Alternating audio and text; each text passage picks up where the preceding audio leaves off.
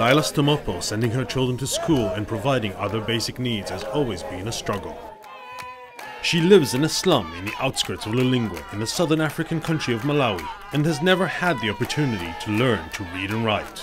But Lila can now afford to send her children to school and much more. She and another 7 women work in the Matendera Batik Center and produce by hand traditional Malawian batiks. Zatithandiza kuti tinaphunzira luso la pamwamba kwambiri pamene tinamakhala kunyumba luso limene silikamaphunzire sidakapaphunzira komanso zomatithandizabe pang'ono ndi mmene tikupezera ngati kumanyumba kwake.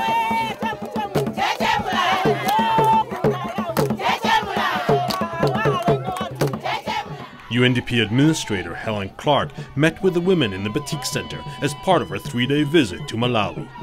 They said, but we can produce these things in Malawi. Why should tourists who come to Malawi buy products made in Zambia?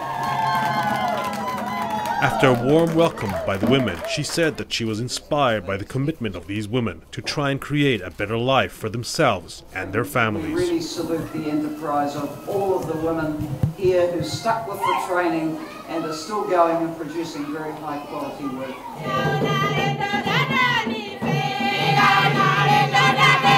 Helen Clark served as Prime Minister of New Zealand for 9 years before joining UNDP as the organization's chief, and believes strongly that women's economic empowerment is essential for poverty reduction. The Batik Center is supported by UNDP that works with a local NGO and provides training and tools. Helen Clark also visited a democracy consolidation project in the southern Nichisi district, where local beneficiaries described how their lives have been affected because of what they have learned. One of the women in the Maloma community told of her abusive marriage and how after taking the training offered by the project, she was able to understand her rights and then reason with her husband on various issues.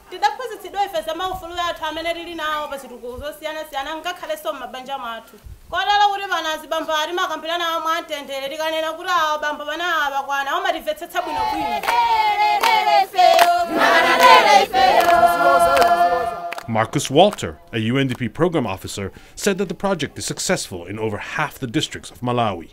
We have community-based educators on the ground, which are working with so-called radio listening clubs and village rights committees, which then identify problems and then see how they can address them and who is responsible to deliver, for example, accessible education, accessible water supply, health centers, for example.